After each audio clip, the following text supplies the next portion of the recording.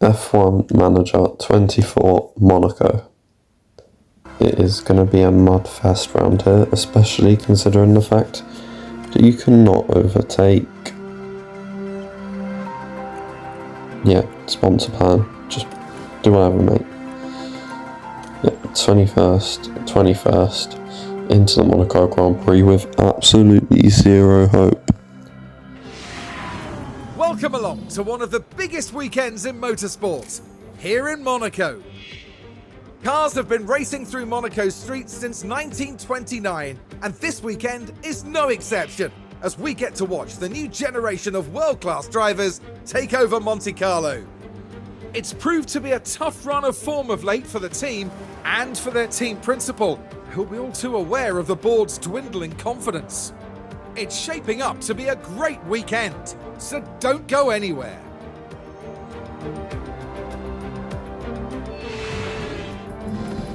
FP1, P21 and P22.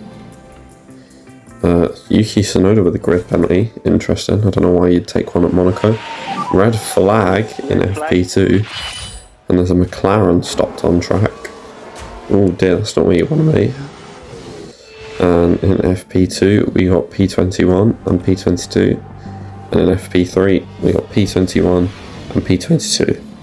There is no hope for us as we go in towards the Monaco Grand Prix. But at least both drivers have got decent confidence levels. Hello and welcome to the much anticipated qualifying session. Qualifying means everything around Monaco, with little chance of overtaking in the race. Getting as far up the grid as possible and keeping the car intact is every driver's goal on this unforgiving circuit. Now Karun, how do you think Zhou Guanyu will be as he heads into this session? Looking at the lap times, we saw a real lack of pace from them in practice. They never looked quite comfortable with the setup, and they'll need to try something new for qualifying if they want to get past Q1. Fortunately for us, it's nearly time for them to hit the track.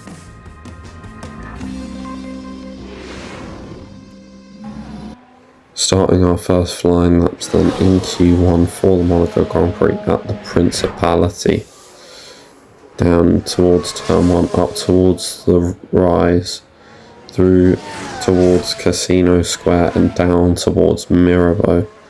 It's both drivers have started their laps, have set them out about 10 seconds apart, just to try and get some decent track space. And if one of them get hopefully both of them won't. As Lawson does an 18.6, Behrman does a 18.8. So Behrman 2/10 off as Lawson comes round towards Massenet, I think that is. I don't know. I'm not going to pretend like I know. Now we got the chicane.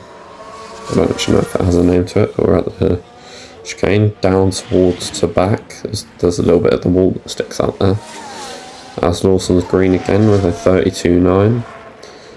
Behrman is going to go through to back at any point now as we come round through the final two corners. The last corner, even that corner is so bad for getting a run out of there to get an overtake. Up towards the line, Liam Lawson stays where he is. 2/10 or 1.5 off Gasly. Up towards the line goes Oliver Behrman. He is 9/10 off Lawson. And as we come to do the final lap in Q1, Lawson is actually ahead of Magnussen and Zhou, so that wouldn't be bad for starting position. And hopefully Ollie Behrman can get there too, as I've sent them out about 20-25 seconds apart this time for some unhumanly reason, as Behrman is now on an 18.6, so similar to what Lawson was on the first lap. But I don't know why the gap between Lawson and Behrman has been so big. I was expecting it to have been a little bit smaller. Yeah, for the priority of next season, it's going to obviously be research. And once we get these lightweight upgrades for either Canada or wherever we get them, I'm hoping that will change the performance. We'll then start bringing in more money then, we go for better staff, then we start researching, then we get better drivers, hopefully. Well, I say better drivers. Lawson will be staying next season. Behrman is questionable, especially at this point in the season. Up towards the line he goes though. Doesn't improve position-wise, does time-wise. Okay, mate, done. Through to back goes Lawson through the swimming pool section, then the second swimming pool section down towards Raskas, then through the final corner up towards the line. What's it going to be for Liam Lawson? It's yellow. Got a feeling it's going to be out in Q1. Yes it is. What can Magnussen do? So he comes around the final corner, comes through Raskas, through the final corner, up towards the line. What's it going to be? He goes ahead of Lawson. So it's P21, P20 and P22 here on the grid for the Monaco Grand Prix. Points are not happening, Jeff. Points are not happening, Jeff.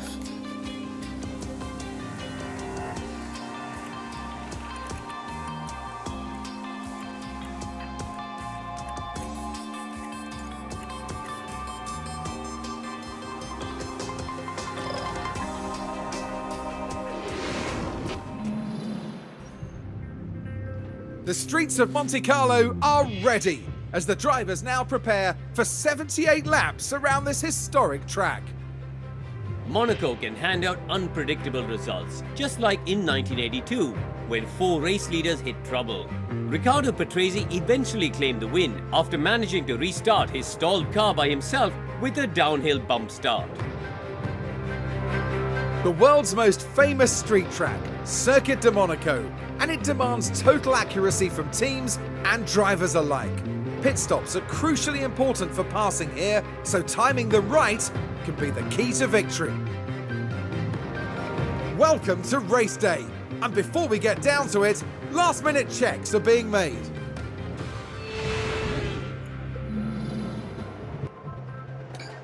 Strategy then for the Canadian Grand Prix, the Monaco Grand Prix, and it is going to be a hard, medium, hard, I think.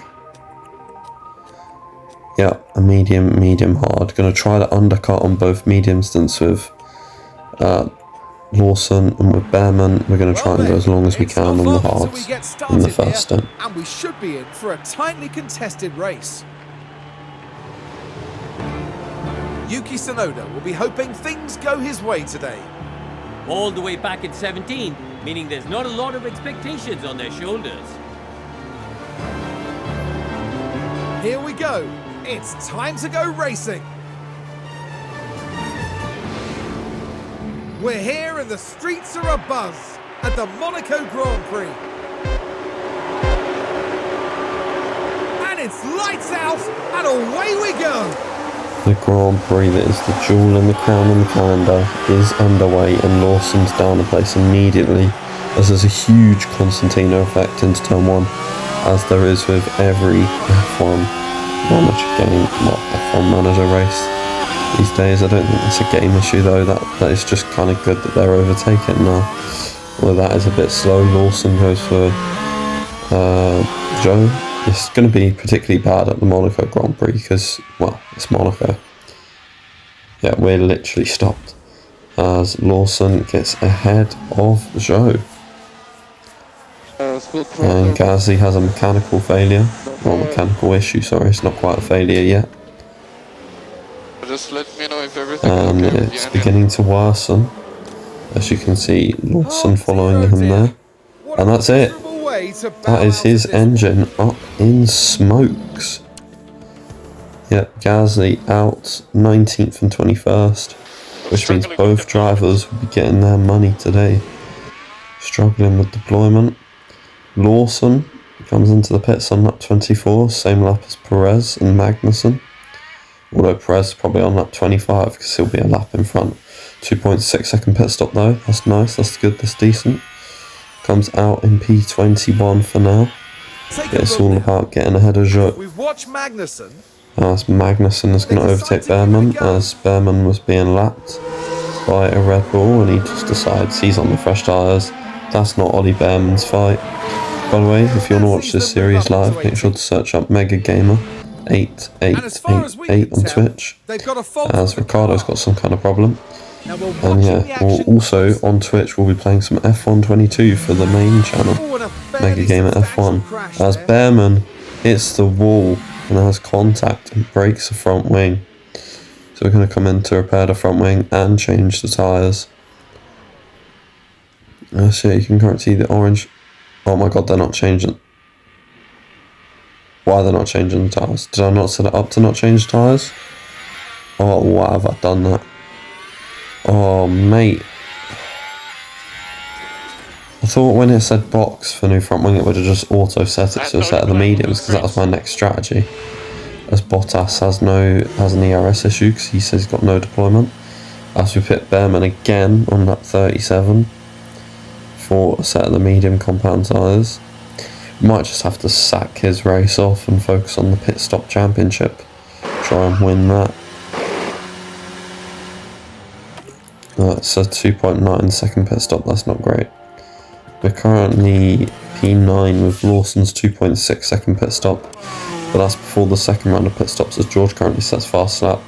Lawson comes in for his set of the hard compound tyres on lap 45. I think we're 2 laps down at this stage. Yeah, 2 laps, maybe a lap and a half. On go the hards, 2.619. Made to the pit stop a little bit quicker, but no, it will be enough. I think it will be enough for 10th in the fastest pit stop championship.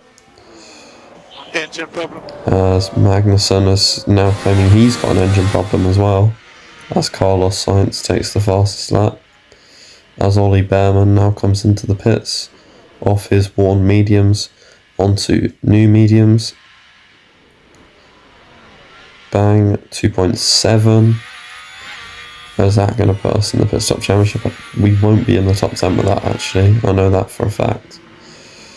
Behrman is going to come in again with 10 laps to go to try and make sure we can get a point or two in the pit stop fastest championship.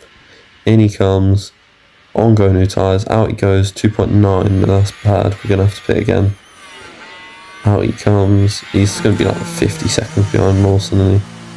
In he comes again. Surely he might actually be a lap behind Lawson at this stage. Right. Into the pits he goes for a new set of tyres. On they go.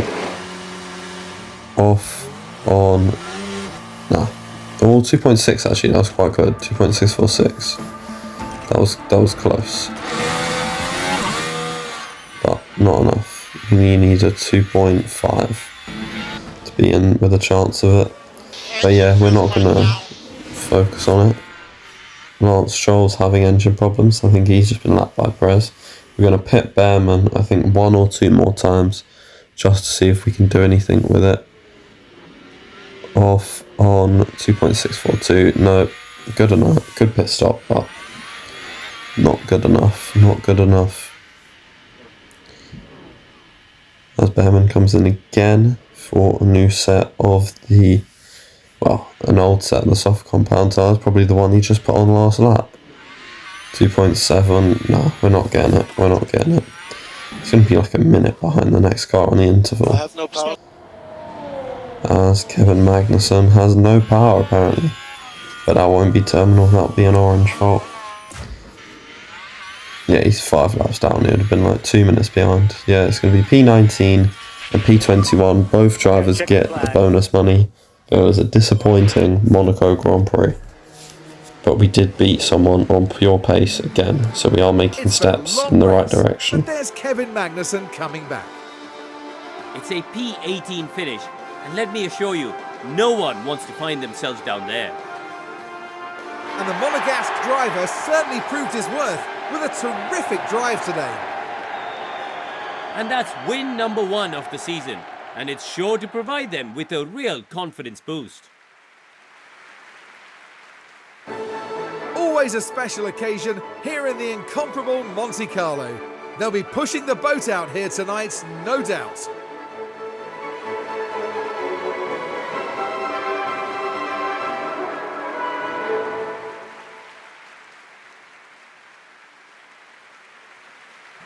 Well, Karoon, how do you think they'll be feeling in the team garage at the end of that? It was a strangely mixed weekend for them. We saw one driver put in a strong performance, but it was a different story for the other. Definitely positives there though. And thank you everyone for joining us this weekend here in Monaco. For the next round, the teams are travelling to the Circuit Gilles Villeneuve for the Canadian Grand Prix in Montreal.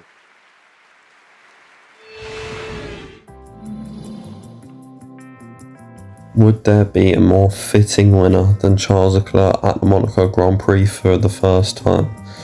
Lewis Hamilton had a good race from 9th to 7th, Oscar had a good race from 6th to 5th, and Carlos and Lando had a good race, and Max had quite the bad race. Charles Leclerc overtakes Lando Norris in the driver's standings, Lewis overtakes George Russell in the driver's standings, and Lewis is, well, quite a long way behind Perez, but I think the car performance was based around the Australia sort of time.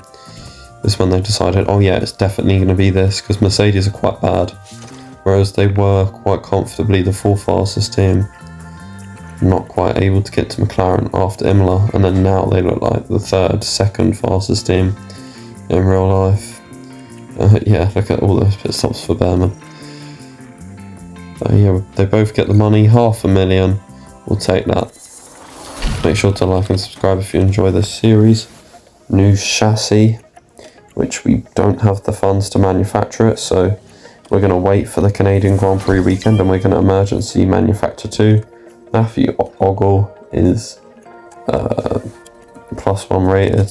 We're going to offer Enrico Cardile, who's just gone to Aston Martin in real life, a contract, and we're going to try and see if he will sign for us for next season, because this is what I mean by we need big staff. And Diego Tondi, I want you in my game to manage my team to victory of the highest order. We want to win the championships, we want to win everything.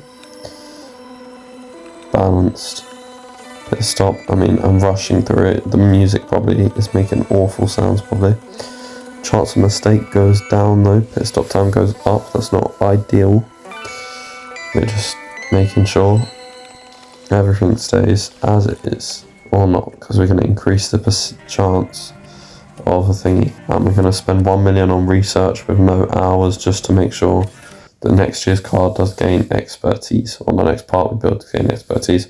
Make sure to like and subscribe, and I'll see you next time. Goodbye.